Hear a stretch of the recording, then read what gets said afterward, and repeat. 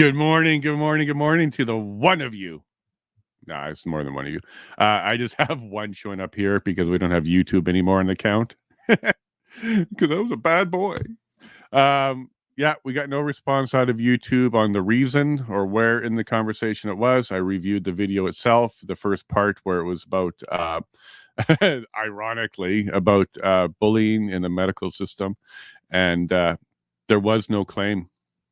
I double checked it. What he did say was he reviewed the data that came from the government, the local officials, the local experts, and talked about it. At no point did he say anything was not effective. At no point did he say anybody was being harmed directly by it or anything like that.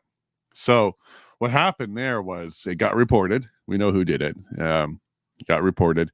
And then, the AI said, oh, there's a word there that we don't like in this day and age, and then just marked it and took it down and then struck me and then, made my life a little bit more complicated. One of my appeals got approved, so I was able to get one of my videos back, which was the Rob Anders video. And again, there was absolutely nothing in there for medical information at all. Like there wasn't even a hint of it. So that person who's going around clicking the report button, click that one. And but this one, the AI and the humans involved said, it's not in there. So we got that one reversed, but not the other one. So we're not live on YouTube. That's okay. What we're going to do is we're going to make some changes, and we'll start broadcasting our afternoon shows to Twitter Spaces. We'll have some space before, so about half an hour before, we'll do a pre-show, like a hello, everybody, where I'll be there and possibly the guest as well will be there as well. And we'll chat and say, hey, here's what's coming up, and looking forward to talking to you. That kind of stuff. Asking people if they have questions that we can answer on the show, that kind of stuff. So if you're into Twitter Spaces, you'll be able to find us in there half an hour before each show. Then we'll have the show, which typically runs about 2 hours. Sometimes a little bit longer. Depends on, how that conversation is going, because I'm here for the information, not for the time slot. So as soon as that show's done, I'll be hopping back over to Twitter Spaces and chatting some more with people there. It should be fun. And maybe the guest can join us as well. And then speaking of the guest tonight, it is Chris Guy. So I did speak to his booker, I guess you can call it, the media guy. His name's Doug, really nice guy. I just spoke to him moments before the show. He confirmed that we're all good, and we are. We are all good.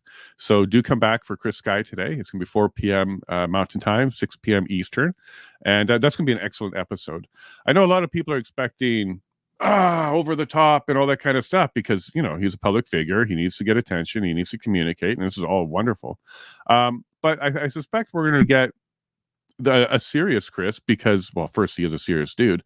But what we'll get is quite the conversation about why he's running, what is he going to do, what brought him to this point. Because as you've seen, with the Jeremy McKenzie interview, I like to meet the person behind the public figure.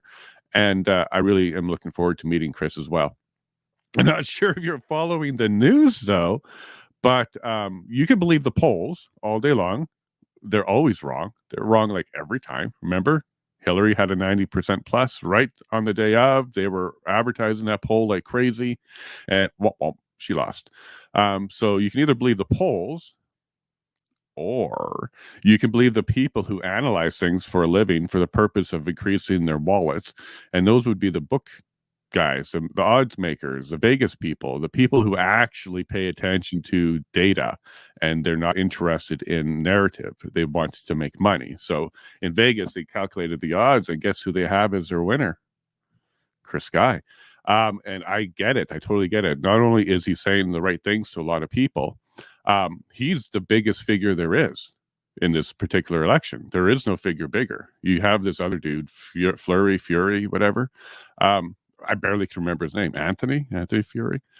I can barely remember his name because he's not out there as much. I reached out to his team to have him on as an interview. I offered them the time slot before Chris, like immediately on the same day, after Chris, or with Chris. So I gave them the option to come on and, have an interview with them, then Chris, then they go into the election, or interview Chris and them, Anthony, go into the election, or kind of bring them together and see if we can have a small little debate right before the election. They did not respond. Okay. Now I had somebody on Twitter say, hey, Are you controlled op because you're helping Chris out and not Anthony? Are you trying to get votes away from Anthony? I'm like, oh, absolutely not at all. First of all, I'm an Albertan. You got no pony in this race. But I did reach out. I reached out to Anthony specifically. And my response to this person was, I did. I reached out and I got no response. And it could be because of my anti-WEF stance, because John Baird's involved with Anthony, and John Baird's WEF. I believe he has a tattoo. So maybe that's why I'm not getting a call back. I am accredited press, thanks to Andrew Lawton now. So, they could actually say no thanks or no comment or give me a response. But I got nothing. Goose eggs, crickets out of them.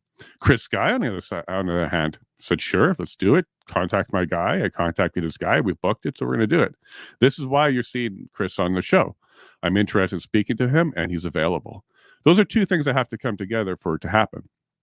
I have to be interested, and they have to be available. And Chris was. And the same thing happened with the Manitoba election. I reached out to the CPC. Same thing. Goose eggs. Nothing. They wouldn't respond to me. So you saw a lot of Max. What's the guy to do? There's an entire side of this culture war who is not willing to speak unless they control it. They're not willing to sit down unless they can manipulate it. And they definitely do not want to send on messages unless they made them.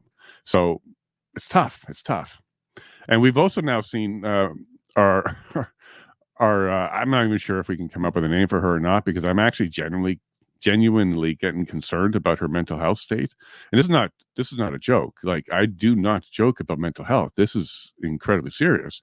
But Rachel Gilmore seems to be having trouble. She's now doing this number stuff, and she's claiming that white nationalists say certain things. And I have no clue what she's talking about in a whole bunch of levels. First, I don't know any white nationalists. Is she just simply saying white people that don't agree with me? For her, I don't know any white nationalists. I don't even know if they exist anymore. There might be one or two somewhere, but there certainly are not an organization.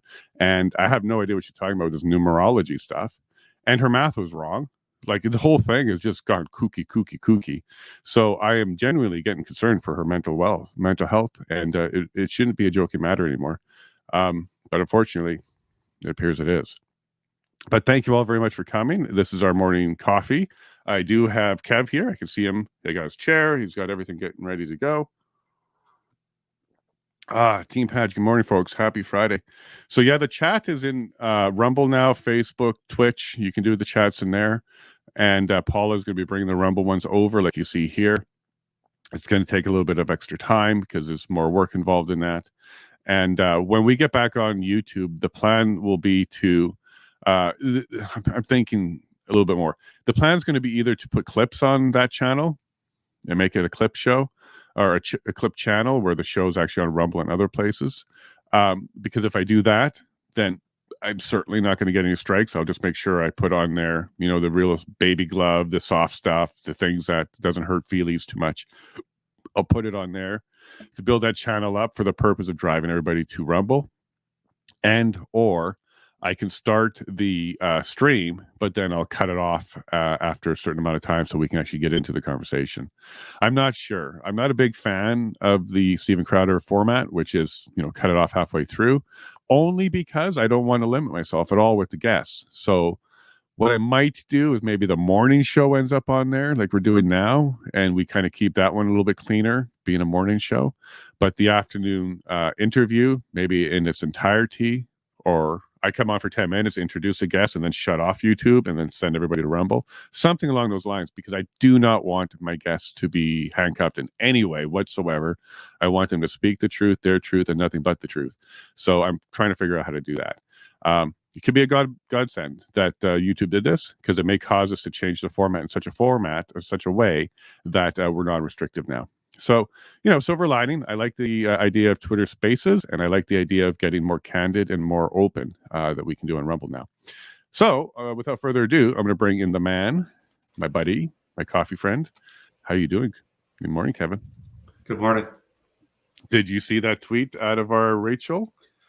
Oh my God, I think Rachel, I think she's trying to find the new like she's looking she thinks she's the enema machine, right, from World War II, trying to, crack the code of Hitler. It's so far beyond ludicrous. It's just, you really have to feel sorry for her. Like, I think that, like, a lot Yes. of the things that has happened to her over the last little bit has really affected her in a negative way, right? So, and one thing with Rachel, when I was always, commenting on her posts, like, I never made personal attacks against her, right? So I Hmm. never, attacked her image. I never attacked, like, stuff that, people usually resort to, but I always attacked her ideas, right? And I always Right. pointed out the flaws in her ideas, and, exposed her hypocrisy, and just watching what she's doing now. And even now, I think I'm going to take a step back on that. Like, I Yeah, this think is that, scary. yeah, people need to just, like, um, and she should do the same thing too. She should honestly step back and reflect and do some introspection, because this is not good. This is like, all the hallmarks of something going off the deep end. 100%. Like the only thing she's missing is a sandwich board now, and I'm really sad for her because, well, look, let's see what happened to her life. First, she went up into fame. She went into this group or cult or whatever you want to call it. From her perspective, it was her world, and she grew up and kind of made some fame for herself. She got into global. She's an anchor or whatnot. I'm using all these words loosely because it's the terms I can use at this point. Yeah. And then, boom, at the height of her notoriety, she loses her job, and she loses her job right after laughing at other people who lost their job in a similar fashion. So now she's unemployed. She's trying to get a gig. Nobody's calling her. Nobody's out there making offers to her. And her mother's single, and all this stuff is happening all at the same time. I can see how she's having a bit of a breakdown. Because now she's just reaching. Her audience is probably not growing like she was expecting. And she doesn't have a whole bunch of people just, falling down at her feet anymore. So now she's getting extreme with her. This is like bad misinformation, disinformation, and malinformation. Like, she's getting extreme with it. So I sent out a tweet genuinely saying, look, this is not funny anymore. And let's talk, because I kind of want to help her at least talk it out. I don't know. Is there anything that we can do to help her through a conversation? I don't know, man. Like, it's pretty severe.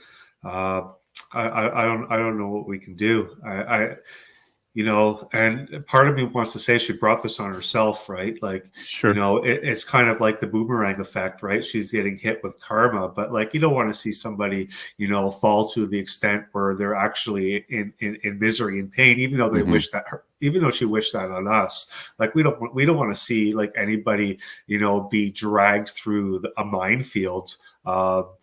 So I think the best thing for her, if she does reach out, and even if you do have a chat, which I highly doubt is going to happen, and Right. doubt even less that it'll make it onto, like, a public stage, just let her know that, like, I think the best thing for you to do is to, just take, a few weeks, a few months off, and really come to peace with yourself. And then if you want to come back, then sure. But, like, everything you're saying now, if you think last time was bad, they're going to take everything that you're saying now and they're going to use it as hard as they can against you, and it's just going to get much worse.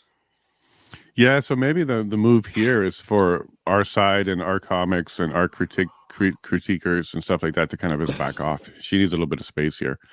Something's going wrong. Yeah, It's that's getting probably serious. not going to happen. That's probably not going to happen. But No, I, I, but I, I know I'm going to. Like, I'm not going to. Like, I have her bell notified, so every time she sends out a tweet, like, I get notified. I'm not going to comment on her tweets anymore. It's like it's fun to an extent, but when you're going after an injured animal, mhm. it's you're not hunting anymore, right? It's not fun anymore. Yeah, I know that's my take on it as well. Like, I think we passed the fun part because she's actually exhibiting serious concerns, the serious mental health concerns there. And I don't want any, like you said, I don't want anybody harmed. I don't want her to suffer. I don't want her to hit depression. And if she's in it, I want her out. That's our side. We actually do care about people, even if they hate our guts. We still care about them because fundamentally, with us, we care about people, and that's kind of being demonstrated here. So maybe these are one of those moments where she's kind of gone off the deep end, and even people around her are going to start to help her. So this might be an indicator. Yeah, I hope so. And I think the one reason why we're able to do that is because we're able to take a look at another person, and then we ask ourselves, how would I feel if I was in that situation, right? And empathy. So that's the big thing and that's the reason why I'm no longer going to be, going at her, is because how would I want people to react or act if I was going through that same thing, and I wouldn't want that. So there's no absolutely continue. And absolutely. And the other side would be telling you to do harmful things to yourself if you were even going down that road. And they would be leveraging it. I've watched this one video where that's exactly their strategy. They look for that. Ooh. Well, here's all the hope that maybe she finds a little bit of help. Someone comes out, and that's the exact same thing happens. Like that actually happens. Because now this is way off, and her math is wrong too. So I'm not even sure what she's trying to pull off there. Do you think somebody's writing this stuff for her? Do you think she's more of a figurehead or a face? No. She's doing all her own tweets and all her own TikTok videos. It's all her, because her and I have had conversations within her tweets, right? Like we've had dialogue back and forth, and she knows who I am. She may not know what I look like, but she knows my Twitter handle, and she knows me. Right. So there, you've had like genuine responses from her that is clearly she's writing them and not someone else. Then responses, quote tweets, back and forth dialogue. Oh yeah. Well, maybe she needs a handler and someone to check her Twitter then, because I don't mind the discourse. I don't mind the fact that she's on the opposite side pushing, but she's certainly going way, way overboard now. It's kind of kooky. Okay, well, I think we've given her enough time. Happy news, good news. So I reached out to Chris yesterday, gave him the email of all the links and stuff, and then I reached out to his media guy this morning. So I spoke to him just before this call. We're still a goal. Everything's a go. They've got lots of energy. They're very excited on that side. Did you see the article about Bet365 and Chris? No, I don't follow Chris Bet too much. I don't give him too much attention. No, I get that, but what they did is Vegas has him winning. Vegas odds have him winning now. I mean, it's possible, right? There's only like three, maybe four candidates that are in the race. There's your Olivia Chow, which is your communist, and then I pronounce his name wrong, Ben Bernanke or Ben Bernanke.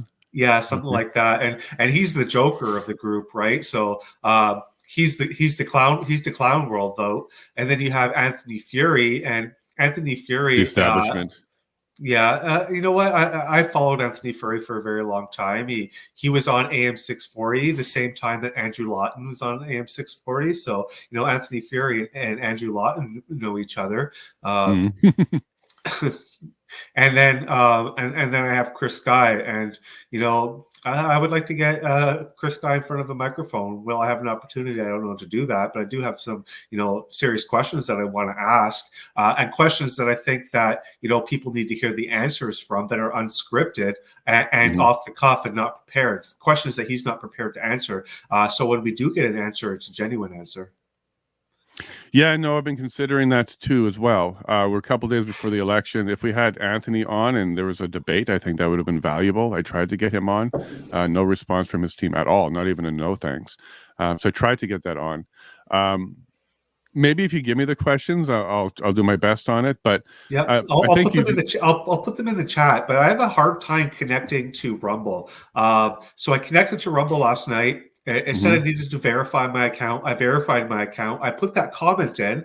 Herb read it out. You saw it. And then after that, it said I needed to verify my account again. And then I went to go verify it. It said your account has already been verified. So I don't have the ability to comment on Rumble. So if I do ask you questions, it'll be through Twitter.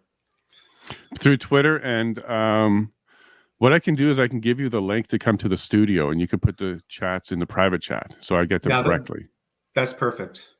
Yeah, and then if I get an opportunity to, maybe you can be standing by, and I can pop you up on the screen and ask it live if I get the I don't need. I opportunity. don't need.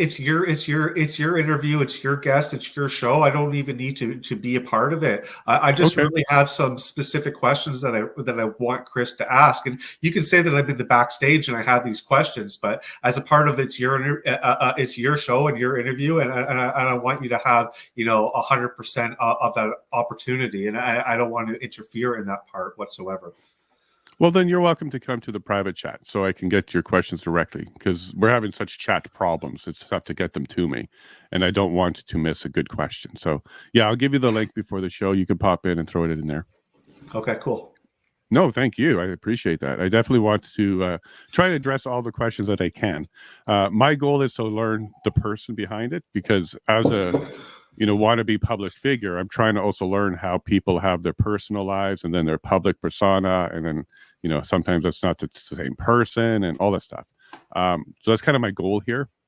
I'm not trying to win an election for him, and I'm not trying to hard hit him because I don't have any counter to him either. But I do want to learn who he is. So like I did with Jeremy, everybody had the one question. There was one question that everybody wanted Jeremy to address, which was the joke. And we did get it. We did get it in there. And I did find a part for that where it worked. So that's kind of my style. I'm trying to make them comfortable, but I definitely want to get truth out of them. So I appreciate that, Kev. And yeah, I'll do my best to get that on there. Yeah, and that's the same thing too. Like everything that, like what we see in front of someone in the camera, right? Like, and their actual personal life outside of the camera is completely different. So the Chris guy that I envision is like an eccentric, very loud, very energetic person that sometimes is difficult to control, goes off the rail a few times, but what is he like off the camera, right? And that's the Chris guy I'm kind of interested in finding out. Well, I think we were lucky with Jeremy, and then that's exactly what we got. And I think that's why that particular video has gotten so much traction, is because we spoke to Jeremy. We didn't speak to the king of dialogue. We spoke to Jeremy. And then we also got to speak to Morgan. We left Philip off. He came on for a quick moment, and we didn't keep him on. But I really liked that interview because it was him. We got to speak to him. Yeah, that's exactly right. Yeah, and that's what I'm going at. Now, yesterday was a little bit different. So yesterday we had Herb Powell on. You know Herb from Twitter, and you've been watching his tweets for quite some time. Did you catch that interview? Oh yeah, I watched the whole thing. I think I cut it out at like a few minutes after the 2-hour mark, and then I jumped onto Chris's Twitter Spaces. So I think I cut off when you said you were like ending the show, like rounding it out. I was almost right on the 2-hour mark because of Chris's show. So what I'm trying to do is end so that the audience can move to Chris right away. We're working hard, Chris and I and others, to not overlap for the purpose of making sure that we can all get the biggest audience as possible. So to anybody that wanted more from Herb yesterday, I'm sorry. Those are my reasons. I'm trying to respect the time slots that we're giving each other so that we can all have the best possible show. So I'm glad you made it to Chris's space. And I couldn't. I had to deal with some behind the scenes stuff yesterday, getting things more ready. But I will be at all the ones that I can. How was it? How was Chris's? Well, I want to talk a little bit more about your speech. Well, yeah, like the one thing that I really noticed, or I guess resonated from what he said, is the fact that he's not able to grow anymore, or the fact that he's not getting traction with his tweets, right? And it's not just him. I've noticed this with pretty much every single account that was banned, suspended, and deplatformed, and then like Jesus brought back from the dead by Elon Musk, right? So like Randy Hillier is the same. Like he was getting like thousands or tens of thousands of likes on his tweets. Now he gets hundreds, or I haven't seen a tweet where he's even broken 1,000. And Herb is the same way. Brett is a little bit different. He was getting like a lot of action and a lot of traction on his tweets before. He is still now, but they're not at the level that he was. And even Zach Schmidt, like all these people, it seems like there's they turn the engine back on, but they install the governor on the car. So it's not able to go as fast, or it's not able to, perform like it used to. Could that be because of the work they've done to remove bots? Could that be because there was a large bot following for everybody? No, I don't know what it is, but Mhm. I think there's maybe there's an embedded code in these people's accounts now that really limit them. So just like another algorithm built on top, where the brakes are applied more on these accounts, that they're they're basically seen as repeat offenders, right? So like sometimes when you're a repeat offender and you get out of jail, you get an ankle monitor, Mhm.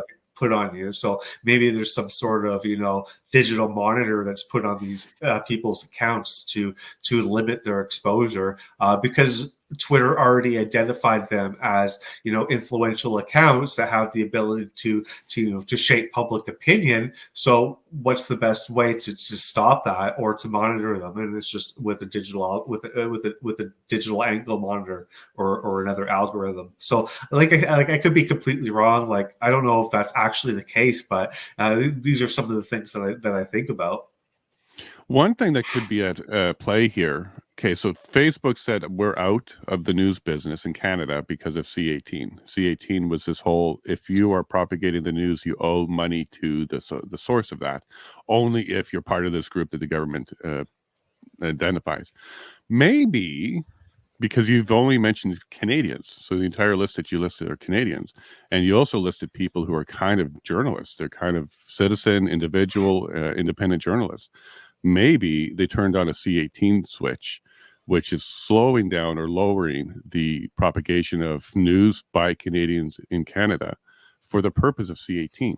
Could that, because that kind of timing might work. That could be the reasoning on Twitter side, because if they are concerned that Canada is going to force them to pay for every retweet that they do or every post that gets attention, maybe they're tweaking their system to minimize that. I mean, it could be like I've noticed a slowing down in my traction and a slowing down in my growth, not to the extent of those other accounts. And I still get pretty decent exposure, and I still Yeah. am growing like fairly decently. But I was growing from like 500 to 1,000 a week, where my tweets were getting 2,000, 3,000 likes. 1,500 likes, now to about 800 to 1,000 likes, and growing at 400 to 500 a week, which is still good. And I'm still going to do what I'm doing. I'm not here for the likes or the retweets or the followers. I'm here to be able to express myself, or to give my views on the way I see the world, because my family and the people that are around me, they don't really see the way that I see things, and I don't really have the opportunity to express or say what I have to say. So I use social media as a platform to do that, and it's kind of like a way for me to vent and to get my frustrations out. And I use Twitter to do that. So that's the whole reason why I started Twitter. And then I just teamed it up with my disdain for government, and it just seems to work. Well, you might be flagged as satire, comedy, parody. Like you might be flagged a little bit differently. You might not be flagged as journalist. So yours still get through. You can still get a couple thousand on a tweet. So that might be the difference there. Oh man, the one tweet that I put out yesterday, I don't know if you can pull it up on your screen. Maybe I can, but so many people lost their minds on it. It didn't get that. It was a late night tweet. Only got like a couple hundred likes, but here, let's see if I can share it. And people What's the actually RCMP? Which one is it? No, it's the Breaking NHL NHL. one. Yeah, Yeah, I the got it right here. NHL one. I'll Oh, bring that in. We're on Rumble, so we can put whatever we want on right now. Here we go. and the best part about it is people actually think that I was serious, right? Like Should we do the video or read the tweet first? Yeah, do the video. It's just Jerry Bettman talking about pride, right? That's all it was. Okay. So here's the video, and then we'll see the tweet. Commissioner, first of all, I understand there was a decision made on the pride jerseys in warm-up today at Board of Governors. Well, actually, I've suggested that it would be appropriate for clubs not to change their jerseys in warm-ups because it's become a distraction and taking away from the fact that all of our clubs in some form or another host nights in honor of various groups or causes, and we'd rather they continue to get the appropriate attention that they deserve and not be a distraction. Well, various causes. What other one than Pride have they been promoting? So breaking. The NHL is now active terrorist organization. As commissioner says, it's inappropriate to change the jerseys to recognize Pride Month. No kidding. So yeah, you got lots of traction on that one, I bet. Yeah, what do you got your interest? The first guy, Gray Wolf. Yeah, interesting. Interesting. You say non-compliance is the answer, but as soon as the NHL disagrees and does not want the Pride Month, you have a hissy fit. Make up your mind. Are you free to have your own opinions or not? Hissy fit? What is this called? What is this called? Projection, right? Confession through projection. I'm going to give you a bunch of likes here. Look at Kevin going here. Don't have a hissy fit. Okay. My goodness. Oh, these people, they have no reflection at all, do they? They have no self awareness, do they? No, and I find that using satire and comedy is a really effective way to get your views out and your points out without really being affected by the algorithms. Because let's be honest, right? Algorithms are generated by people, and people that are for now, people that are in this space are usually leftists, right? So we have left-wing authoritarian people generating these algorithms, so they don't have a sense of humor. So if you can really use humor to your benefit to get your message across, the algos will never catch you because they're not designed to they're actually going to take you at face value. And that's why you also, it works on the flip side too, right? Like when you say like, certain things like, catchphrases like, oh my God, kill me now, right? Like, people actually say that.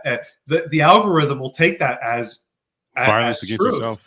Yeah. and you could be suspended for threatening self-harm, even though it has nothing to do with that. Like, that's not what the message was. So one good thing that if people want to do to take advantage is really learn how to, like Babylon Bee style, use satire and get your message across.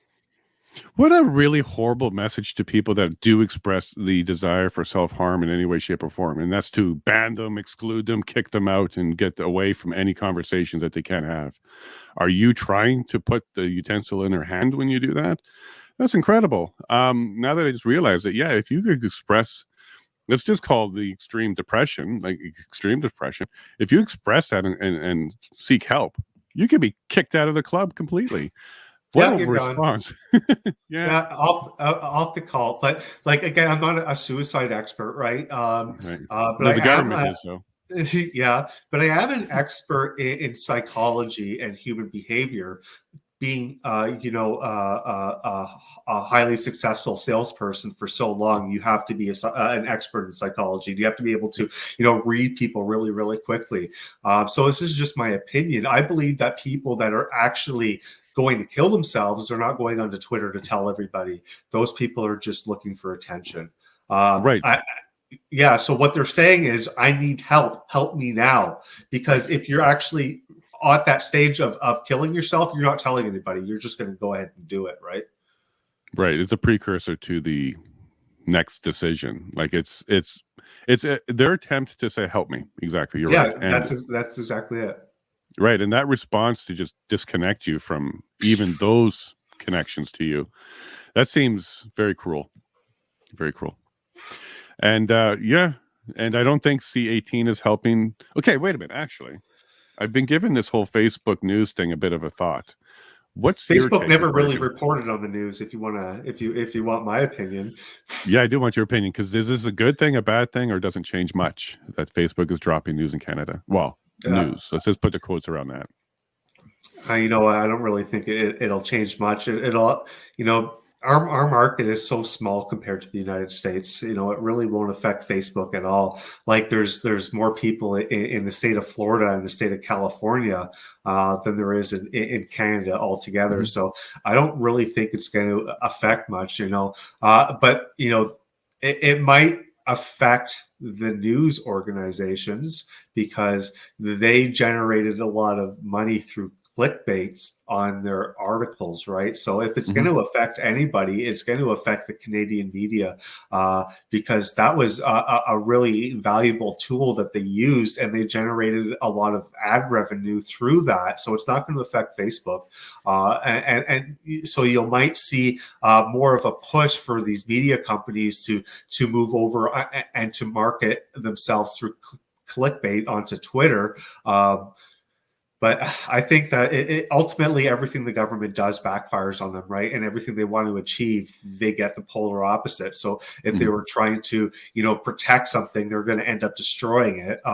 And you know what? Good for them. If they're the ones that are responsible for the destruction of their own media, then I tip their hats to them, because you know that's what ultimately needs to happen, and I think that's what's going to happen. But on the flip side, they're probably going to like, you know, use that as an excuse to give them even more money and to even rein in their views and their perspectives even more to align with the government, which will then ultimately cause more and more people to shut them off. So now you're getting a vicious spiral, or like a feedback loop, right? A perpetual downward collapse. And, you know, I think that is inevitable. And this might just be the, you know, the spark that the powder keg needs to ignite.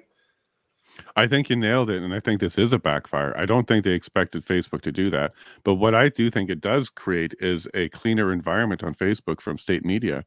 All Facebook is doing, just so everybody's clear, is they're not wiping the news off of Facebook. They're just eliminating the news category in Canada. So if you want news, it's not going to come through that channel. So you'll have to go to like CBC's page to go see what their posts and stuff are.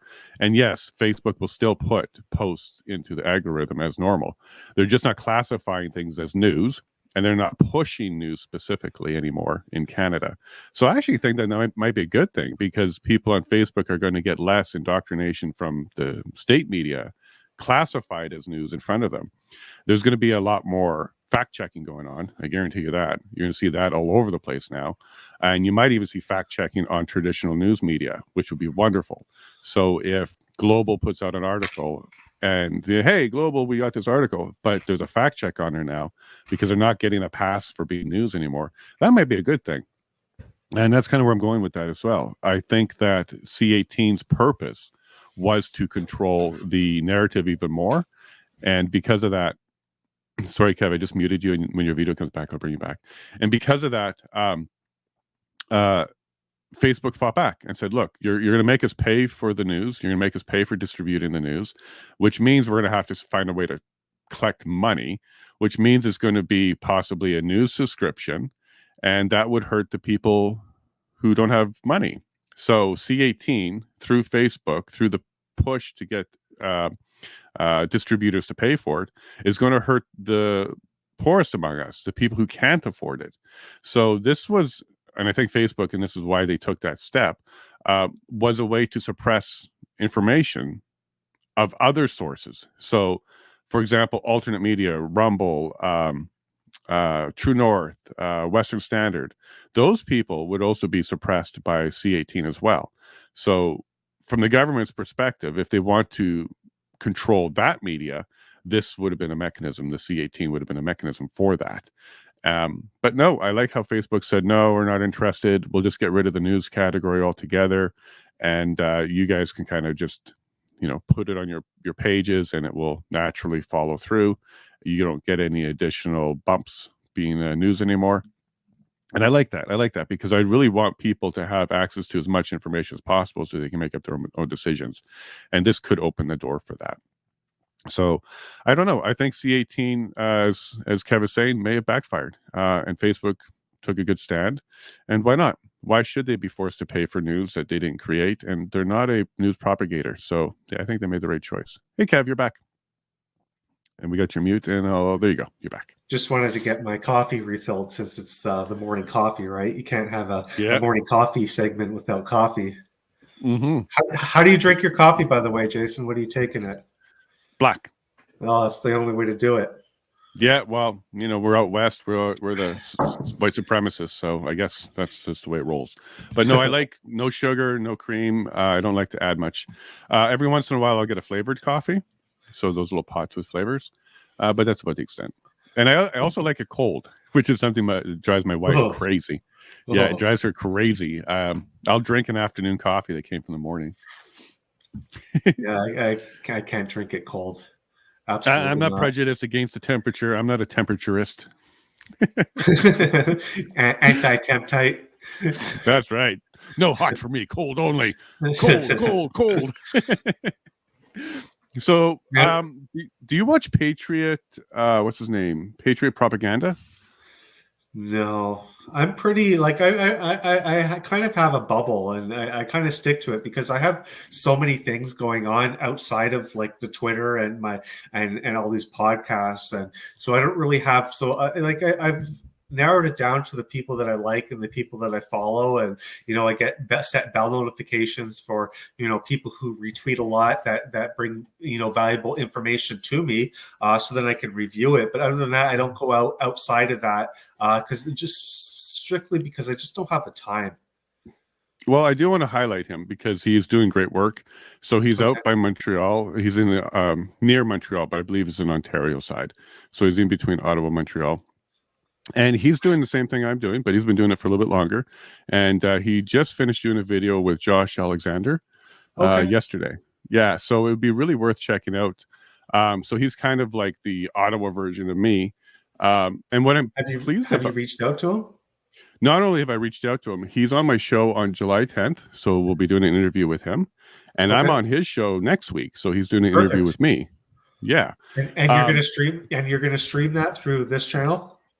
I'll be streaming my live interview with him, yes. I don't know about doing an interview with him and then streaming that one as well. Because I'll be in my studio doing it, but he'll be recording and getting it ready. And he might be going live. If he's going live and if he's using StreamYard, then yeah, I can restream as well on my side. But yeah, so he's got some excellent interviews. He does them with everybody as well.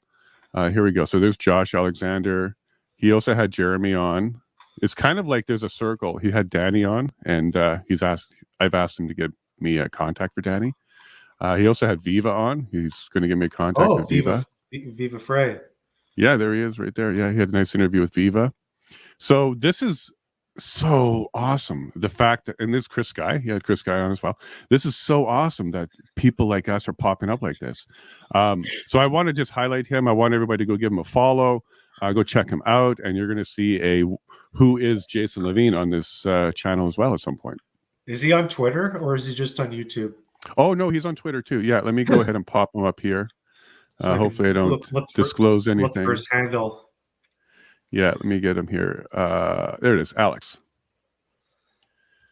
So there we go. So Kandahar Cabana. Kandahar. Sorry, I'm in a different screen. Let me come to this screen and show you. My bad. I was changing a different screen. Here we go. Kandahar Cabana, Kandahar. Yeah. I'll send it into your text and then you can click him. He's awesome. Okay. He's awesome. He's doing, he's a vet. So he's actually was in the wars. He has lots of stories around that. Oh, we're already following each other. Look at that. Yeah, go look at that. Yeah. He's one of the ones that took down the fencing around the war monument during the convoy. And yeah, he was around all of that. So it's really awesome. Well, if he's listening, just let him know that I turned on bell notifications for his tweets. So now everything that he says, I'm going to be able to view, because like the problem with my timeline, right? It's just so messy and it's just so much things going on. So I've selected certain people that I felt that were, influencers, and I only follow them. So now I'm gonna keep my eye on Alex, and we already follow each other, which is great.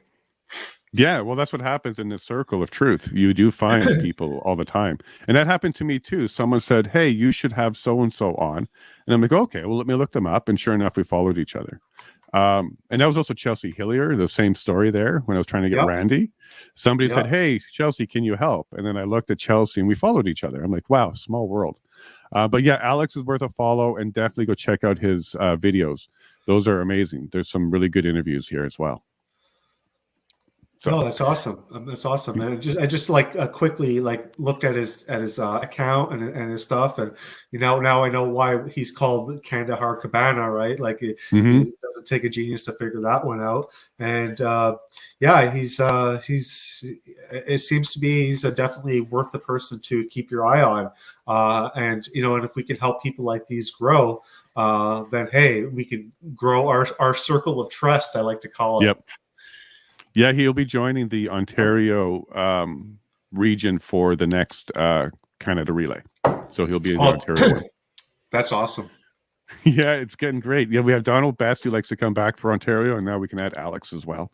Hey, I could be considered Ontario too, because I did live there from 1998 to like 2015. I was living in Ontario before I went to the United States, and then I've only been in Quebec for the last 2 or 3 years. That's why mon français c'est pas pour moi. C'est j'ai capable d'aller, mais pas beaucoup. So you went to the States for your terrorist training, is what you just said. So you went from Ontario down to your terrorist training, came back to Quebec to rock the world. Yeah, exactly.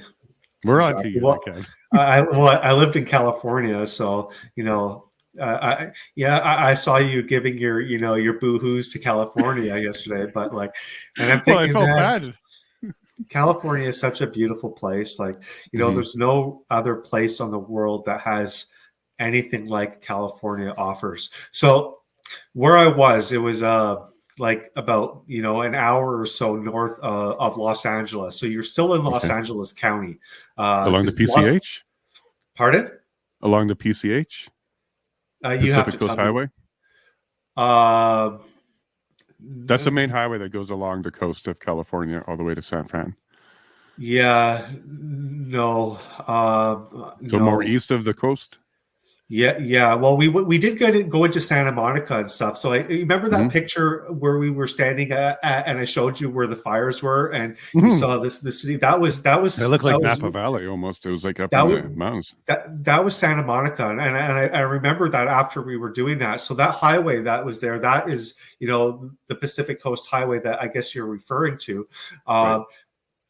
But no, we were it was in Palmdale.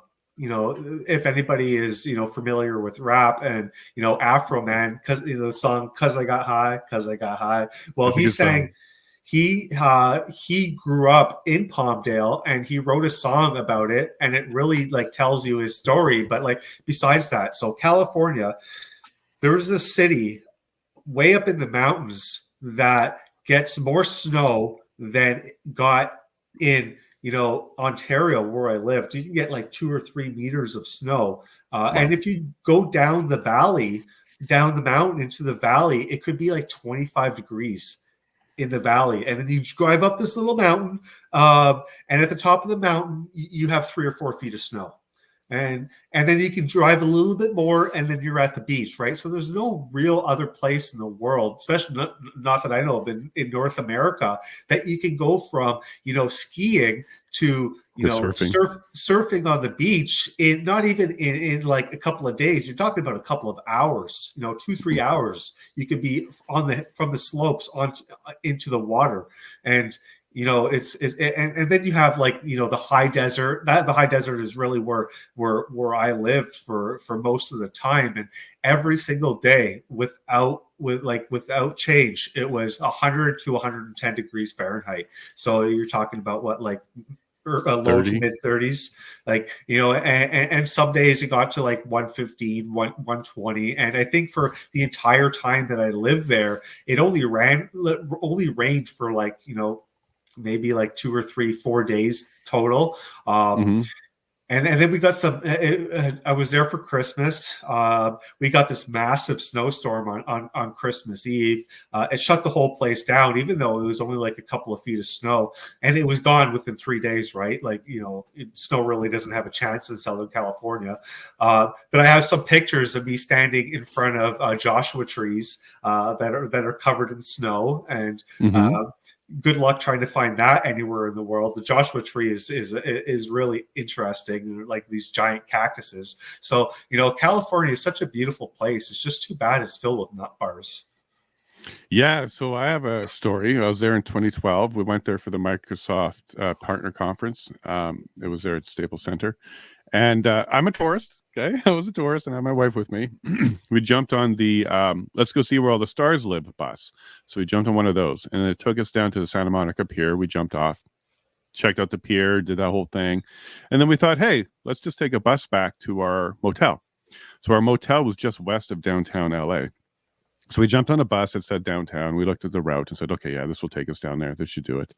And we get on, and I'm in total touristy things. I'm a Canadian. I'm pale. I got my shorts on. I'm a tourist, and I got money in my pocket. You're on a this target. bus. So basically, you're a target. And this bus goes through Compton, and I did not know that. Did not know that. This was a real world experience. So my wife and I, pre-children, total targets. We totally look like it, and we're sitting there, and we go through Compton, and as we're getting closer to that neighborhood, the bus starts to change. The people on the bus start to change. The attitude starts to change, and then the hostility certainly starts to change. At one point, the bus driver stopped getting people to pay.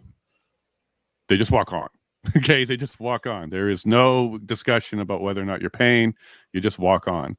And then, of course, in the bus itself, there was fighting going on. There was people arguing with each other.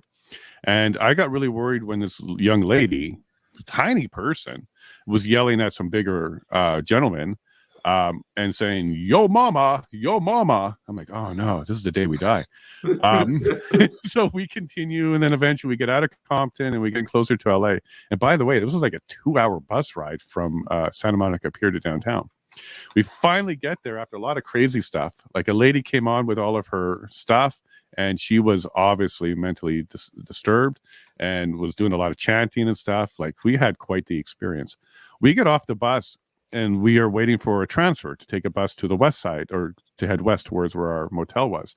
And somebody came up to us out of the dark and said, listen, you need to stay in the light and get out of here as soon as you can. Absolutely. Like, oh, what? It's like, yes, stay in the light and get out of here as fast as you can. So taxis coming by, we waved. We were like, okay, forget it. We're going to go. That was our experience. We were very naive, and we thought, hey, let's just jump on a bus. Let's take ourselves back to our motel. But that experience on the bus ride was real. Okay, that stuff happens. And then we were being warned that we're in grave danger. And this is downtown LA. I'm used to being in downtown Toronto, another large city, and that there's no fear like that. There may be some stuff today, but it was never like that, where obviously you shouldn't be there for your own safety. Yeah, sorry, I was doing a little bit of market things. I missed the last 10 seconds of what you had to say. No problem. That? I was just saying that was an experience I wasn't used to, because in Toronto, even at nighttime, that wasn't a concern, that you're in grave danger. But in LA, just being in the downtown area, maybe being a certain culture or from Canada or whatever, is dangerous, is very dangerous. And we got warned right away. Well, 100%, and it's just not in LA, right?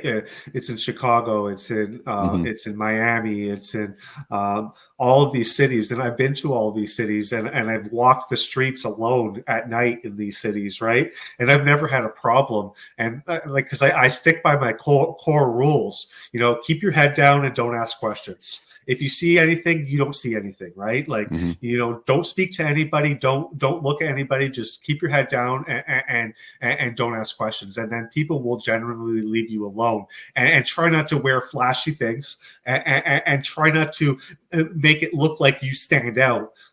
So try not to wear the obvious, holding the tourist map and having your attire that the people there would not wear. So just try to blend in. keep your head down and don't see or say anything. You're not going to have any problems, but you still have the ability to observe, and you can observe how these areas work. And it's really interesting. And one thing I really found about the United States in comparison to Canada is, feudalism is alive and well in the United States. So you can, like, even in LA, Florida as well, the two states that I spent most of my time in, you can be in like a multi-million-dollar neighborhood where houses are like $10 million plus, right? And the next block over, it could be slums. Right. Yes. Where, Very... there's, yeah, like crack cabin slums, like, dirt poor slums, and there's no in between. One side of the street, $1 million houses, the other side of the street, crackhead houses. It's insane. And that was one of the things that, that took me by surprise when I first moved there. And then you have people that live under overpasses. So, the highway that I'm used to in California is the 405 freeway, right? So you have the 405. You had people like, setting up shanty villages underneath the 405. In Florida, it was I-95. They doing the same thing. And one thing that where I lived for a lot of the time in Palmdale, the town council, they actually passed a law saying that there are no homeless people allowed in this town. So they actually went around and they picked up all the homeless people and they scooted them out to the bordering town, and they kicked them out. So now you have a shanty, city on the outskirts of LA County of Palmdale, because the people told them that they are not allowed to come into town, and if they do come, and if they're repeat offenders, they'll throw them in jail. Well, that will give them housing, so maybe that's a good thing. But yeah, that's horrible. That is horrible. And I think that's the lack of mental health awareness and mental health assistance. Like we really kind of dropped that ball after we closed all the asylums back, 40, 50 years ago. And the one thing that I saw as a correlation or a connection between a lot of these homeless people, they're ex-vets. A lot of them were ex-military. Yeah, because they come back with mental trauma. It's not necessarily an illness, it's a trauma. PTSD, other ones. So, and that's sad. Like, we do this in Canada too. We don't take care of our vets and we flush them away. It seems to be like a disposable profession. As soon as we're done with you, we throw you away like a garbage bag. And then we tell you you're asking more than we could give, Yeah, and then you give Omar 10 million or 10.5 million. Exactly. And vets have to watch that. And that's really what kicked off Jeremy, right? It was Omar getting a paycheck when his buddies were hurting themselves because they're not getting the services that they need for their mental health. And now you can see why someone like Jeremy is so appealing to people, because he's speaking out, saying the things that they can't say, want to say, or are not being heard saying. So he becomes that voice for them. So I totally get it. And then people like Patriot Propaganda, which is a station, and then Alex, which is a vet. Yeah, I like to see people like this doing their work. It's great. And then also to have his story about taking down the fence from the monument. Do you know if any charges came out of that? Because I didn't hear if anybody got charged for that. I don't think so. I don't think so. And even if they did, they would be superficial charges that would be ripped out in court, right? Like all of these fines are like were unconstitutional, undemocratic, and they're not really worth the paper they're written on, right? It was just, kind of a way for the government to try to punish you. But if anybody really knew the validity of these fines or these charges, unless they're really targeting you, like the Jeremy McKenzies or the Randy Hilliers, or the Tamara Leaches, the people that were really vocal and the vocal dissidents, unless the state has its eye on you and its crosshairs on you, these charges aren't worth the paper they're written on. There, you can just throw them away. Yeah, and a lot of people don't understand how the law truly works. So these tickets don't have weight until they're tested in court, until somebody challenges them, and then there's a decision on them. Because the way our system works is we'll have legislators, people that make up the rules, make up the laws. They will create it, and then it's supposed to go to another body, a second sober thought, on the federal level. That's the Senate, and then they'll say, okay, yeah, yay or nay. And then from there, it's still a law, but it's still not necessarily completely enforceable yet, because when they write the laws, they do their best to kind of generalize it but be specific at the same time. The example they give us in law school is, let's say they created a law that says you cannot spit on the sidewalk. Seems pretty simple. You go, okay, well, I get it, do not spit on the sidewalk. However, what if you got punched in the face and your mouth full of blood? What if you spit beside the sidewalk on the median? What if you spit on the curb, but not the sidewalk? Can you spit on the street? Like, the whole point to this exercise is it's very difficult to write a law that's clear, concise, and easy to follow. This is why we have the adjudication portion of it, the courts, because that's where we can decide, okay, well, the spirit of the law is to stop people from spitting gum and sunflower seeds and tobacco products. Because maybe that's why they brought the law in, because people are using chewing tobacco and they're spitting all over the place, gum all over the place, and then other things like sunflower seeds and peanuts. So maybe that was the purpose of the law. Then the adjudication happens. So some person's charged with this, and the judge says, well, that's ridiculous. That goes against the charter itself. They have the right to medical conditions and deal with it. And if they have phlegm or some buildup, or they have a sickness, they should be able to clear it. And then the judge will say, okay, so this law is now either clarified. It only is good when these conditions or tests are met. And that's what they'll do. They'll say, okay, well, if it's non-medical, if it's completely recreational, if it's a product waste or something like that, like, they'll make a test for that law, and then that becomes the precedence. So from that point on, because it's been adjudicated in the courts, it's been clarified with the courts, and a lot of times the court creates a test for it. In order to pass that test, then you broke the law. That's when it kind of starts to cement it as a law. All this COVID stuff and all these ticket stuff, they're not even provincial law. These are municipal policies, bylaws. Yeah, bylaws. Yeah, which have very little of legal effect, but only in that municipality. So on a provincial level, it can actually be struck down. So it could be shown that, no, you can't ticket people for covers on their face, even in a medical situation. But what we're now waiting for is some of these things to be tested at that level. Go ahead.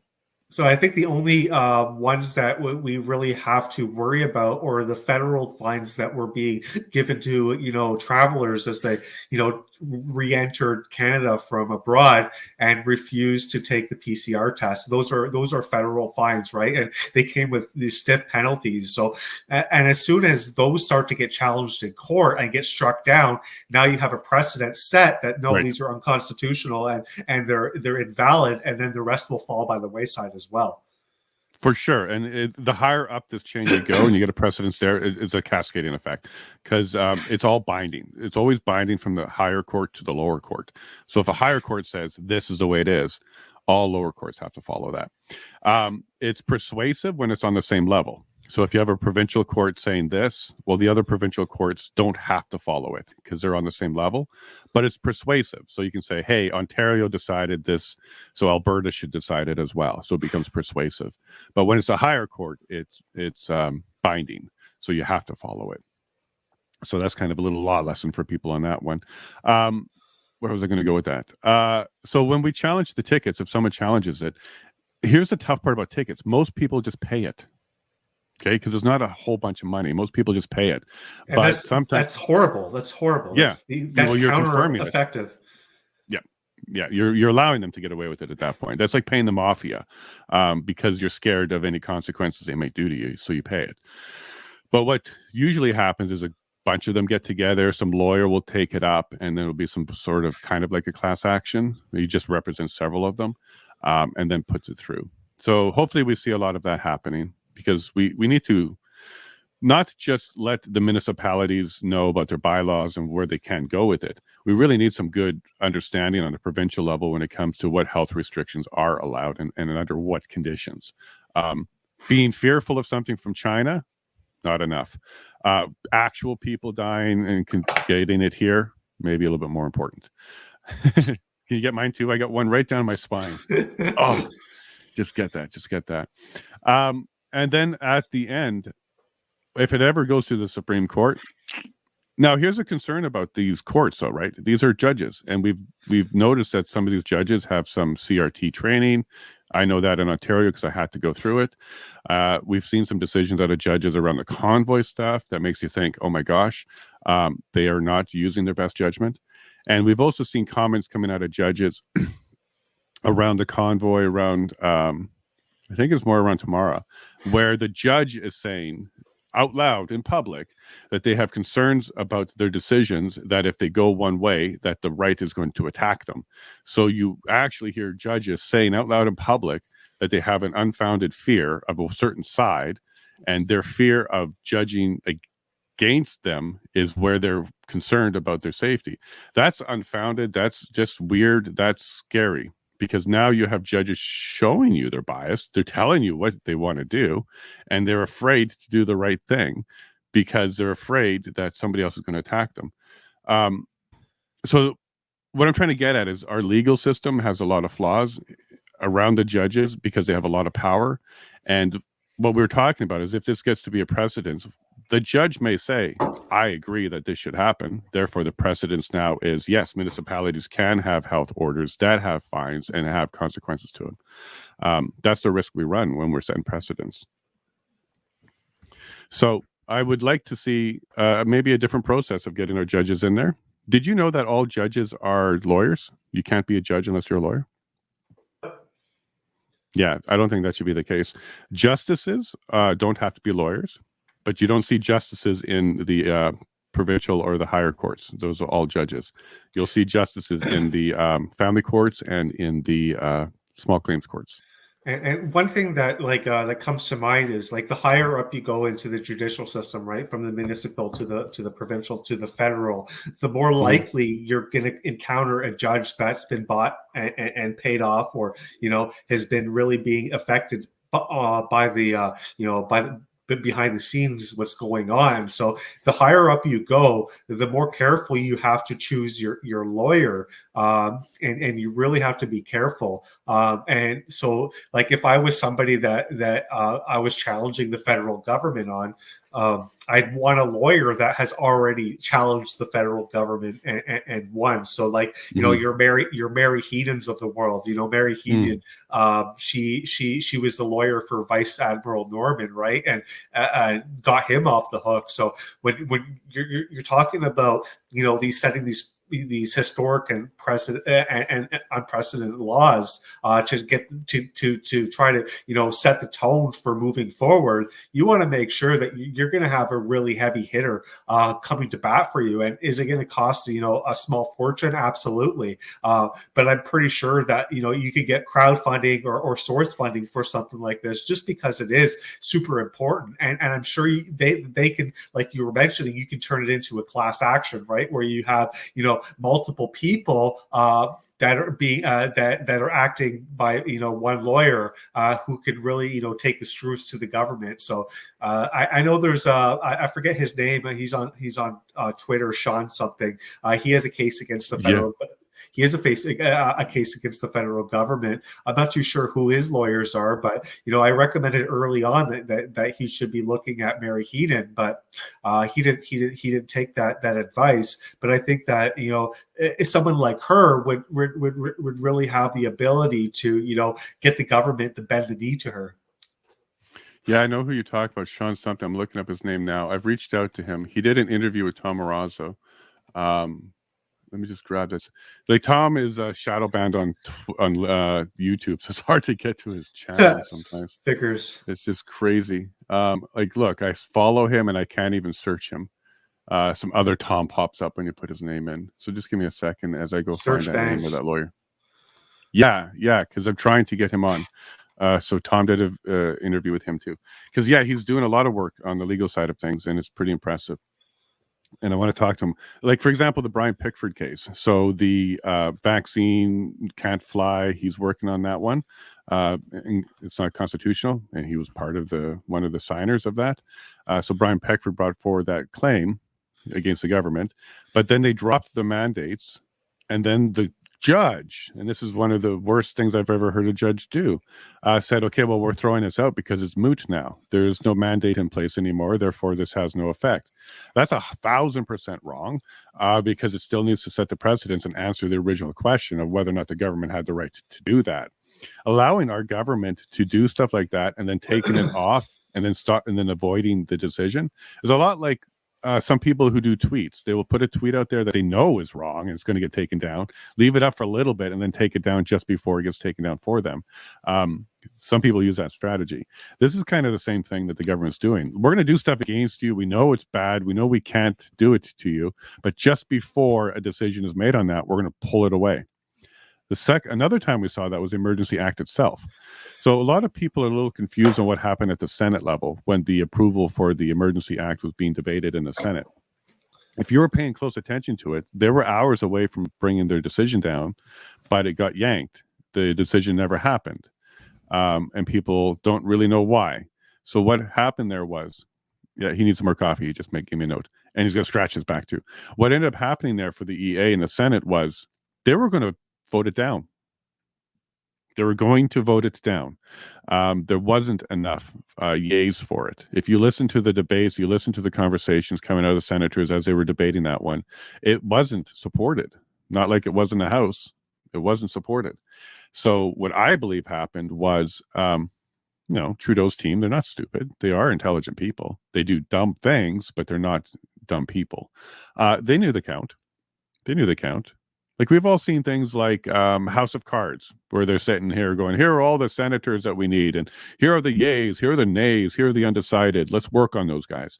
We've all seen that kind of stuff, and that's real. It does happen. Of course it does. They're trying to get the votes. So they knew that they weren't going to get the support. They knew that they needed certain senators to say yay, and they were certainly leaning no, and it wasn't going to work. So they pulled it. That's why the Senate didn't get a vote, because they pulled it. They said, okay, we don't need it anymore. We're all done. There's no reason to validate it and approve it anymore. We're already done. So they already used the tool improperly and didn't follow through with the procedure to say whether or not it was proper. What I would have liked to have seen is the same thing I would have liked to have seen from the Brian Peckford case. Complete it. Finish the question. Answer the question. So we can know for next time. Finish it. I don't know why the Senate didn't just continue with their vote. They should just, even if he revoked it, even if he said, okay, we're not using it anymore, the question still stands. Was your original invocation valid on the 14th? Yeah, we're on the 23rd now, but the original on the 13th or the 14th, I really think that should have been answered. And I don't think that the Liberal government would have liked that answer. I think that's exactly why they conveniently said they were done. In either case, that's just an example of possibly the government doing things that they really shouldn't, maybe even know they shouldn't, but they're using the system in such a way that they don't get in trouble for it. And it bothers me that there is a judge out there that said, we're going to toss this out because it's moot. It's not in effect anymore. There's no mandate anymore. I don't understand how that the judge got to that conclusion if it wasn't pressure or bias of their own, where they felt that this should have stayed in place, and I don't want to be the one that decides against it. So they punted it and kicked it down the road a little bit. That's kind of what I hope it is, because if it's not, it's going to be closer to what Randy says, and it's just all corrupt. The whole thing's corrupt. Everything's corrupt. Everything's planned. It's going to work out that way. Because I don't want to believe that, even though Kev is going to absolutely agree that that is the case, because that means we're totally screwed. And there we go. Put your mic back on there, Kev. Because I know this is, oh, you did the mic. You have to undo it. Because I know that this is your forte. You totally believe 100%. We're just watching a big show here. This is somebody wrote a script and we're just watching the presentation. So did you catch the last part I was saying there, where I was hoping the system isn't completely rigged, although it looks that way? Am I still naive? Do I still have a pill or two to swallow here? Yeah, you have to follow me more on Twitter and my comments. But, I think that I don't know where you started your journey and where you were on the political spectrum when you started this. But I think you're moving more into, I would classify you now as more of a libertarian, right? And libertarianism is just a stepping stone to anarchy. So you're going to eventually move move to Ancapistan. It's inevitable. And the good news about Ancapistan is the real estate is still real cheap. Well, Still cheap to buy houses here. My brother, I've got land here if we want to develop something. I'd be happy to do something like that. I don't know if I will completely get there, because my biggest issue with libertarianism isn't the lifestyle and it isn't the community part. It's the state level protection. So how do we handle large countries that come to us? How do we handle that? How do we handle immigration? How do we keep those borders secure? Like, there's certain parts of the societal function that I still believe is best suited for a federal level diplomat government, because if we don't have that, we're just open. So that's where that's like the only place where I say, on a libertarian level, I don't think we can handle that on our own. Well, I can answer your open borders, Please right? do. And I think I kind of touched base on this before. Is, I don't have a lot of people are going to disagree with me on this, but like, I don't have a problem with open borders, right? We could completely eliminate the border aspect, because in a sense, it's just imaginary line. The only reason why people come here now is because they want a handout from the state, and I'm sure there are other people that want to come here because they want to make a better life for themselves, and they don't really want to have a handout, and then they come here with a nickel in their pocket, and they want to become successful, and they want to escape tyranny and to give their family a better opportunity. And those are the people that we want to come. Unfortunately, those are in the minority right now, right? And the people that are coming are coming here to further a political agenda. Or if Trudeau can't get any votes from Canadians, then he's going to bring in some immigrants and give them a bunch of money and free stuff, and put them in hotels, and ultimately buy their vote in the years to come, because there's still a process, right? Like, you can't vote as an immigrant, if I'm correct on that, but down the line, you're basically buying voters. So we can open the borders, but we have to eliminate the welfare state. You cannot have open borders and a welfare state. So you don't get access to public health care. You don't get access to government grants. You don't get free housing. You don't get anything. And if you eliminate that, just see how many people want to come. You're only going to attract the people that actually want to come and better their lives, and ultimately better society for it, through hard work. And that's what we should be focusing on. So we really don't need a border if we have a policy in place, and the policy would be dictated by the free markets, not our government, where you don't get anything, and make it or break it. And if you don't make it, you leave, or you die trying. But that is something that I think that would really solve this border issue. Is eliminating the welfare state, and obviously that goes against the current government's best interests. Well, I think you've nailed two of them. So I think you're right. So there's the ones that come here for the welfare. Totally. There's some that come for the opportunity. We love those. But there's also another group that you didn't mention, and those are the conquerors. So they're the ones that are entering other countries with mass amounts of people. We're seeing this happen in Vancouver. We're seeing this happen in Toronto. So the conquerors, where they're trying to outnumber and take over, those are the ones where I would highlight a bit of a concern. The ones that are coming here for handouts, if we don't have handouts, there's nothing to come for. Got it fixed. Those that are coming here to prosper, love them. Open the door, come on in. Here's some land. But there's also another group where they're strategically trying to conquer cultures. So they're trying to flood it with their people, their culture, their beliefs, their religions, et cetera, et cetera. And that's where I have some concern there. And that might be a little nationalist or something like that. But I believe we should have our nation, and we should continue our nation.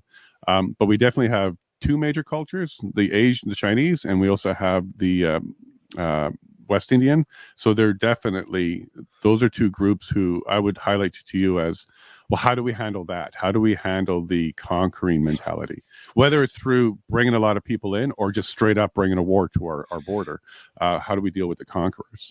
Well, in terms of the Chinese, it goes down to, again, it's government policies, and it's not just Canadian government policies, but again, this is the Chinese government policy, right? They made it illegal for to move money out of China as a citizen, right? So it was very difficult for the Chinese to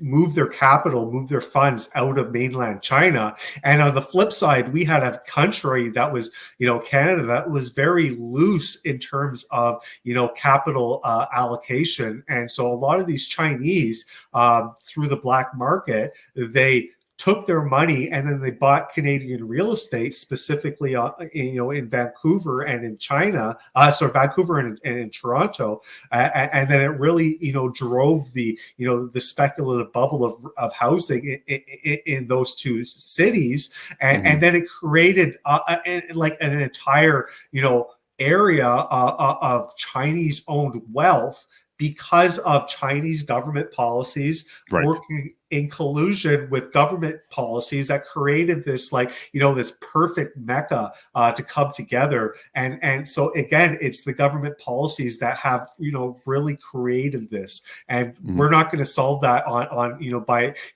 just in Canada. This has to be like a global issue.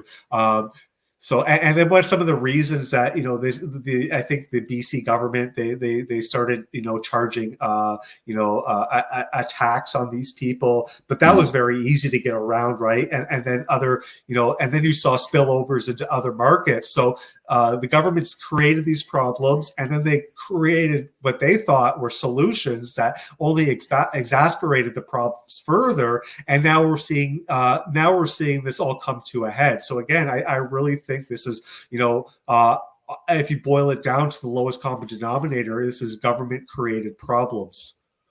You're 100% right, but that's why I'm bringing that one up, because how does the libertarian handle that one? Because there'll be no government on our side, and we have the other states that have governments, have policies, have agendas, and they're just going to come and take it. That's the only part where I think, for me, libertarian has a challenge. So if we can have libertarianism with an army, then I'm on board, because we still have to have a way to protect our homes. Well, more than likely there would be an army, right? And it wouldn't be a government or a state army. It would be militia, like a local militia type style, or a community police force, or where it's actually active members of the community that have come together to take care of that community for its own betterment and for its own protection. And we see a lot of that in the United States, and it's something that's really frowned upon here in Canada. And just by tabling this topic, a lot of people don't really agree with what I have to say on this, but I think this is a solution, and because we know that the police force, I don't want to say even 80%, let's just call it 50% of them, and give them the benefit of the doubt.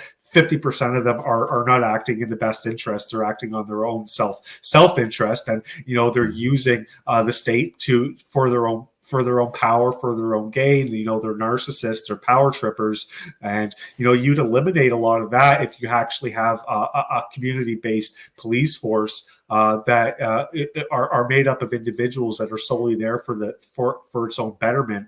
And how we keep those bad actors out is, again, by the free market, like the other people in the police force would push these bad actors out through the markets, and by using force or whatnot. But when you have anarchy, a lot of people think that it's no rule, right? It's complete chaos, and no, that's not the case. There's no government rules.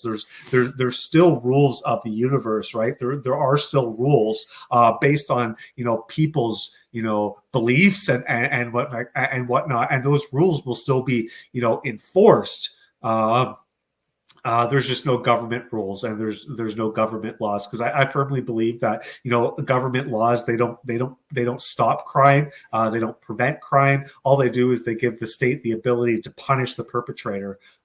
So they don't prevent anything, really. State government enforced laws, so what, you ban guns? Is that going to stop criminals from buying guns? No. They're still going to do that. Actually, it might even drive more people into the black market, and you're going to create more crime, right? So so these are the things that I think about when I go to sleep at night. The constant battle in my head, the scenarios, the what ifs, and I don't have all the answers, right? But these are just my viewpoints, and I'm sure there's a lot of people that disagree with me, and that's okay. It's your right to do so. But that's just the way I see the world. For sure. And I think the big distinction is if you're outside the city, it's attainable. Libertarianism is attainable. You can live off your land, you can live comfortably with your neighbors, etc. In the cities, a high density, high dependency, is a lot more difficult. How do you grow anything in your apartment? So I think the challenge for libertarianism, like the best thing about libertarianism is also the hardest thing about it, because you have to have personal responsibility. You have to be able to be responsible for your own stuff. That's kind of the point. And we certainly have a class which isn't that way. So let's say there was a magic wand and we were able to say, okay, we're a libertarian country right now. I could see the cities going to carnage pretty quickly. And then that could also cause a problem as they're leaving the cities to try and find more space outside where we already are. I wonder how that would work out. So what about that take? So libertarian will certainly work well rural because we're already got that kind of mindset. But how do we make people in the city that are dependent libertarian as well? Or how do we get them into that mindset? Well, we have to ask the question, why did they move into the city, right? If we really get into that understanding, what was their, with that city of existed, if there wasn't a government in place that created that, that atmosphere for that city to exist, right? So basically, if one of my favorite sayings is, when the tide goes out, let's see who's swimming naked, right? So if we really deconstruct this narrative and this whole idea of government, would those people that are still living in the city, would they continue to live there? Would that city even exist, or right. Was it some sort of artificial demand that was created, through financial markets and through rules and regulations through the government markets that, force people out of one area into another area? Would we see that really deconstruct? And I think there would be an overwhelming yes. You would see a mass, exodus out of the cities into, the suburbs or, into rural areas. So, and I think the cities are the absolute worst place to be anyways. So, I don't have all the answers, but that's one of the things I asked myself is, would this city actually exist if there wasn't, a governing body that, protected it? And I think the answer would be no. Yeah, because the way they developed and why we had these meeting points was originally was for trade and commerce. So it would be a place to go have your farmer's market or go trade your stuff or go buy your supplies. So that would be what the towns are for. So it was for commerce and for church. So very early, every town first had a church and then had a store. That's kind of how that worked out. And you have places like Winnipeg, which was hub for grain. You have places like Saskatoon and Regina, same story. So I think originally the function of a city or town was a meeting place for commerce. But then people started to live there, have their shops there. Then they had employees live there, and then more people lived there. And then they had entertainment, and let's go live there for the entertainment. And then it turned into what we have now. So if we went to libertarianism and the whole system collapsed and came down, I think the first thing you would see is a lot of people leave the cities because they have to survive. You have to go and survive. You would see towns get bigger when it comes to market, and the free market would actually go back to towns and out of the city. And it may deconstruct the city completely. Healthcare was another reason. So consolidating healthcare in a place where people can get to. So we would have to hopefully have a lot more traveling doctors that go to towns, that go to people's places like we used to do. Home birth, that would be a thing if we were all libertarian, that kind of stuff. Would you like that lifestyle? Like you don't have a wife or kid or anything like that, but let's say 10 years on the road, we're all libertarian now. Your wife is pregnant, baby's coming, and the way we do it is a doctor shows up and comes to your door. Would that be the lifestyle you would enjoy? Yeah, I think that would be phenomenal. Imagine having like door-to-door service, like how you get your Uber Eats, but it's actually like a doctor, right? And I mean, before all these rules and regulations, and the growth of the state, doctors actually used to go door to door and service their patients, and that no Mhm. longer happens, right? So, yeah, that would be absolutely fantastic, and you even have the ability to choose your doctor, right? Because then you'd have doctors competing against each other, and just like Uber Eats, you'd have reviews and and feedbacks on how other people's experiences have been. So yeah, absolutely, that would be awesome. And in terms of cities, the city would then have to rely on being a productive member of society, or a productive economy, where you're Mhm. not relying on this. So again, what you're saying, like I live down the street from a town that was built up because it was a rail hub between Right. Atlantic Canada and Ontario, and that's how it became the town that it was. And then it really created a community of like-minded people, of entrepreneurs, and and blue collar workers and trade workers that really develop that Mhm. outskirts. And those are the types of towns that we want. Those are the types of cities that we want. We want hardworking, productive, members of society in productive towns that actually, benefit us, instead of like drains on society, like the major metropolitan areas have become. Like Toronto doesn't really produce anything. Vancouver doesn't really produce anything. Like, what do they produce other than headaches for the rest of Canada, right? So if we really deconstruct this, then I think it will be for the betterment of everybody. Well, what do you do with the bankers, though? They're not going to do so well. What are they but going to do? Just think about them all. Like, I made the comment that if Trump, when he was president, if he solved cancer, the headline would be he put cancer researchers out of work. That would be the headline yep, for that one. hundred Exactly. percent. So, yeah. So, what do we do with all the other people that had functions that are not useful in a libertarian society? Yeah, What I do we do know. with them? But it is Oh, man. 9:30, Jason. I'm gonna Yeah, have you to got to run, cut this. buddy. I gotta run, but I'm gonna keep the audio on, so I'll still be able to hear you in the background. I appreciate that. Thank you very much, Kevin. So, you enjoy your day and go kick some ass on Twitter for us, okay? Hasta luego. Take care, bud. Do you guys like having Kevin in the morning? I do. I love his attitude. I love the way he looks at this. I love the way he thinks about the government. And I also love the way he's willing to talk about it. So there's some challenges with libertarianism, mostly around national or state security, because for libertarianism to work here in Canada, the entire world has to agree. Libertarian's the way to do it. And the whole entire world has to agree. We don't need to go and conquer each other anymore. I don't think that's possible. I don't think that's possible. I think that's the challenge. So what would be, I guess, a nation of libertarian mindset, a nation of the day-to-day libertarianism, where we're doing things like taking care of our kids and our healthcare and our homes, and we're doing that. But we also have a national army or something where we can protect ourselves, because there are some concerns about being conquered. And I think that's really my only challenge with straight up libertarianism. It's also my challenge for Alberta independence, like to separate. That's also part of my challenge there. That in the global market. If Alberta separated, let's just say that happened, and we decided, okay, we're just going to take our resources and sell it to the world. Well, first, we'll be surrounded on all sides by non-friendlies. So BC will still be a part of Canada, like I'm assuming Saskatchewan as well, the territories, and then the U.S., biggest trading partner for Canada, would make things difficult. How do we enter the market? Who are we selling to? All of those will be challenges. Now, I don't say we shouldn't pursue that kind of path because it's hard. In fact, I say the complete opposite. The harder it is, the more likely you should be going down that path. But I'm just highlighting, I think, the challenges that need to be discussed. So I like libertarianism. So what Kevin's saying there is the more he's watching me grow, because that's what I'm doing right now is I'm growing. The more that he watches me grow, the more he sees me heading in that direction. But my challenge completely to jumping on board 100% is I am a national thinker and a global thinker. I know that there's a global agenda. I know that there's many organizations that are absolutely looking forward to taking over all of our rights and making sure that they can control it.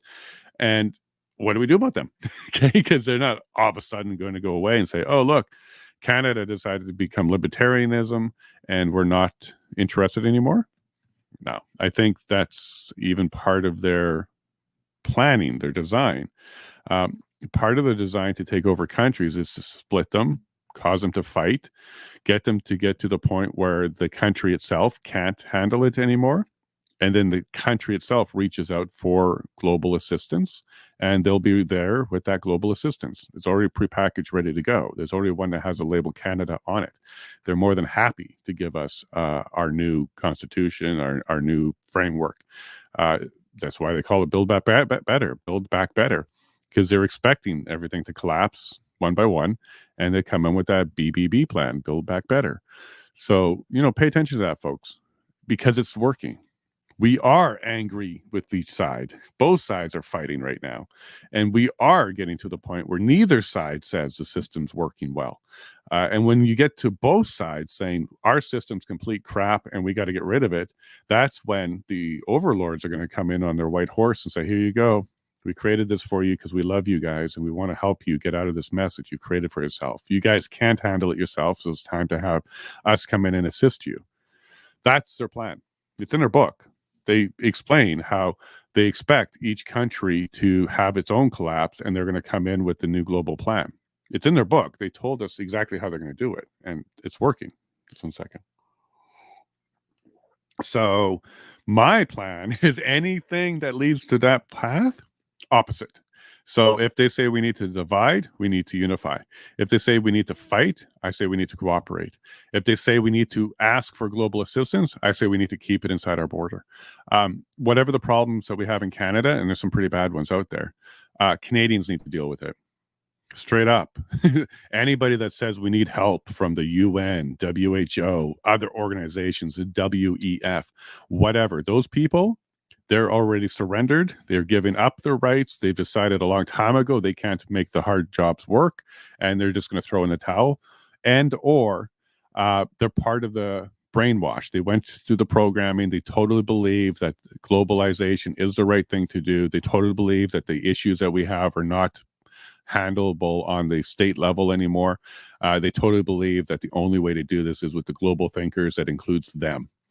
That group too, they're incredibly persuasive and they're incredibly determined because they actually believe it. See, I think there's a huge group of people who believe their mission is to create a better world, and I believe that they believe that this particular path of controlling all countries and all people is the correct one. See, I think there's a small group of people that know the truth, that it's all hogwash and it's about control. They're the guys at the top. But because of compartmentalization, the people below them actually don't know that. They actually think they're doing good.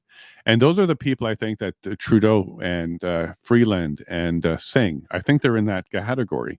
I think they actually believe that they're doing good. I don't think they believe they're doing bad and they're just getting away with it. I think they think it. It is bad what they're doing, and it is a brainwashing cult because they're not rationally thinking about it. They're not even looking at the information. They're just following the teaching. But I think that particular group, they're also susceptible to deep programming. If they're susceptible to programming, they're also susceptible to deprogramming. And I think for them, one of the biggest eye-openers might be at the time where these things are not coming to fruition. Because according to Greta Thunberg, we're all dead already. Like, I actually wouldn't know the difference because I live in heaven. This is where I live. I live in Alberta on my piece of land, and I'm doing it myself. So I already live in heaven. So this could be the afterlife, I guess. I don't know. But according to Greta, we're all done already. So I think more and more of those is how we're going to, that particular group is going to fall out of favor because they're not dumb. They're just incredibly passionate in the wrong direction. So when 2030 rolls around and the world's not over, when they keep kicking that date down the line, then I think more and more people there start to wake up. Because history has shown that this is a pendulum. It swings both ways. It goes back and forth. One side will be really strong and suppressing the other side, and then it will swing back the other way. I think we're back into the swing. Because there's a whole bunch of people who are fed up now. There's a whole bunch of the narrative that is being exposed and falling apart. And there's a whole bunch of people absolutely fighting back now. So we're on the pendulum swing, which means we should get back to a little bit of sanity in the near future. So that will take the wind out of the 2030 agenda, which was a 2021. You know, they keep changing the date, but they will be back. Okay. One thing we also know is the pendulum goes one way and then it comes back again. So at some point, we're going to have, you know, a good society, things will be functioning well, and then it's going to go back again. So let's keep an eye on that. Let's keep working on that. Let's not give up. I liked a lot of what Kevin had to say, except for the state security. Because I know, because we'd have to have a global consensus. And look, now we're talking about global government. We would have to have a global consensus that we're all libertarians for it to work. And we'll never get there. I don't think that's realistic. It's optimistic. I absolutely agree with that part, but not very realistic. So, Padge, do we have any questions that were hanging out? I know you did a lot of chats and you brought them up. But are there any chats that we can deal with? Doesn't look like it. Yeah. I do want to put out there again as a question to you all about how we should handle this YouTube thing, because I've been even thinking about it during this chat. There's no doubt that YouTube has the biggest audience that we can tap into. There's no doubt. Like, even with my suspension, I'm still growing several a day. Like, I'm getting really fast growth all of a sudden. And I know what that's from. That's from the Jeremy video. So thanks, Jeremy, for doing what you do there to and let people know that it was a good video. But I can't just flush it away. Like, I can't just get rid of that entire group of people that are on YouTube and they don't know how to rumble. So I have to find a way to play by their rules. So yeah, look at that. Like, I'm up another 10 subscribers just today. So I can't kill that channel and I don't want to abandon it. So are you guys cool with, you know, this show being on there? But then the interviews, if they're going to get rough, then I can shut it off. But traditionally, I'm still trying to put everything on there. Or do you want this to be a clip channel where I'm just taking the best of and putting it onto YouTube? Or closer to what Steven Crowder does, where there's a chunk of every day, there's a chunk of it on YouTube and then they leave YouTube to go to Rumble. I'm a little torn because I want to get as much of the messaging to everybody as possible without being handcuffed and restrained by anybody, like not just YouTube, but anybody. So yeah, put your comment in below. Let me know what you think. I do really, really want to get this formula for you guys right. I do want to draw in as many people as possible. And we live in a world where, yeah, I do get handcuffed, even on just spreading the information. So please put your comment below. Let me know what you think. I'm still working on that one. But for now, we'll continue to do what we're doing because we're suspended. And we'll deal with it next week. Okay, folks. So what I'm going to do is I'm going to let you get back to your day. I do have to get ready for Chris. I got confirmation this morning. We're still a go. And it's going to be a really exciting interview. I definitely want to make sure I'm as prepared and rested as I can be for him because he works at a fast pace like me. So we're going to be moving on quickly. So I'm really excited about that. And Chris, if you're listening, hey, the odds are technically they're in your favor right now, buddy. And I think that's going to be a big change for Toronto. And I think it's for the good. So let's go ahead and wrap up a little bit early today because I don't want to sit here and ramble and just hold you here. But thanks everybody for watching. It's been another good show. I do appreciate it. Sorry about the YouTube stuff. We didn't do anything wrong. We got our hands slapped. But thank you very much for coming. Make sure you do a subscribe, you do a like. If you're on Rumble, share it around as well. You guys are being great. It's growing fast on Rumble. We're already over 200. We kind of grew like 100 overnight almost. So thank you all very much for doing that. I do appreciate that. And remember, everybody, we love you and God bless.